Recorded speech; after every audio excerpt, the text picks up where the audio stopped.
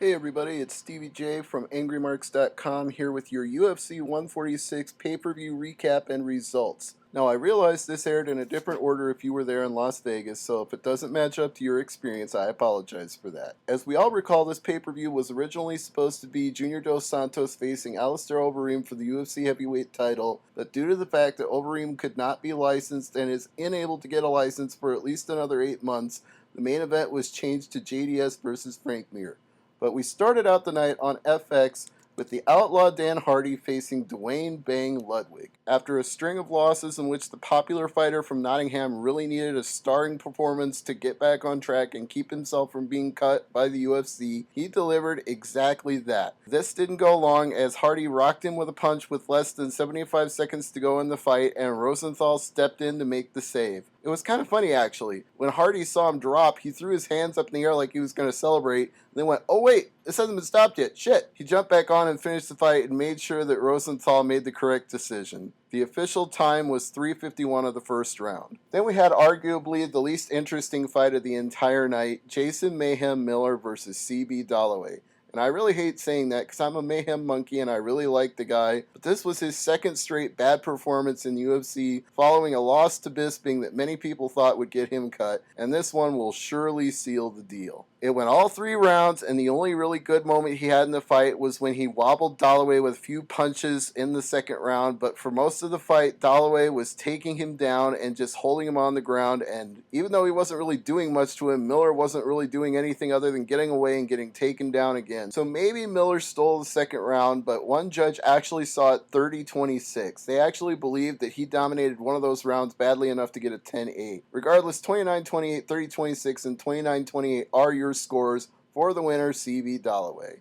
Edson Barboza took on Jamie Varner in his return to the Zuffa fold, and Varner, looking to prove that he belongs in UFC, he went out here and totally established himself in this fight. 45 seconds in, he clipped Barboza with a shot, got on top, was trying to finish it there, but Barboza managed to tie him up and not take much damage. But Varner was giving him elbows and working him over pretty good until he got back up. Then he clipped Barboza again. Then he hurt him badly with a right hand when he tried to get away, and followed up with shots on the ground until Steve Mazzagatti was forced to make the save. The official time was 3:23 of the first round for Jamie Varner. Then we got a bonus fight that aired earlier on Facebook, Kyle Kingsbury and Glover Teixeira, and this was a very one-sided fight, all in the way of Teixeira. He knocked Kingsbury down 46 seconds into the fight, took the full amount. Kingsbury's face was going beet red from all the punches he was taking. Then Teixeira went for the arm triangle, and the referee stopped it because Kingsbury submitted at 153 to the arm triangle. The next fight was the main event of the FX portion of the card, Diego Brandao versus Darren Elkins. This one was not in any doubt. Brandao clearly was losing most of those rounds, and Elkins was taking him down and getting full mount and doing damage, and occasionally Brandao would sweep his way out or get a lucky shot, but for the most part, it was not his fight, especially in rounds 2 and 3. Brandao was doing really good in the first round at certain points, but rounds 2 and 3 were all Elkins, so you got to give this one to Darren Elkins, and the judges did 29-28. The first fight we had on pay-per-view was Stefan Skyscraper Struve versus LeVar Big Johnson. And if you're one of those people that predicted this was too early for Johnson to be coming back just a few weeks after he beat Pat Barry, you were correct. And I saw Struve do some amazing things the last time he fought in Omaha. But this was probably even more amazing than any of that. I saw a nearly 7-foot man pull guard and get an arm bar. You have not lived until you've seen Stefan Struve, a nearly 7-foot tall man, pull guard for an arm bar. That is a beautiful thing to watch. Stefan Struve gets the submission at 1 minute 5 seconds into the first round. Incidentally, I'd like to note that none of these heavyweight fights went the distance tonight, so if you paid for this pay-per-view looking for finishes, you got your money's worth, and Stipe Miocic versus Shane Del Rosario was no exception to that. Del Rosario tagged him on a counter shot, but Miocic runs to recover from the left hand and survives the first round. It was pretty close, but I would have given it to Miocic 10-9. Then in the second round, Miocic got Del Rosario to the ground 50 seconds in, stood up, past the half guard, gets tied up, then he keeps doing damage until 2 minutes are gone, and by the 3-minute mark, he's really started to wail on him and bust him with elbows, and Del Rosario keeps getting racked up until the referee saves him and prevents him from getting any more damage because he's clearly not defending himself. So Stipe Miocic wins for the second fight in a row by TKO. The official time was 3:14 of round 2. If you're a Big Country fan, this was a good night for you because the big bushy, big Buddha belly man took on Dave Pee Wee Herman, who was looking completely clean shaven and not like the Goliath or bearded warrior that I remember him to be. And Big Country totally dominated this fight. It was one punch knockout.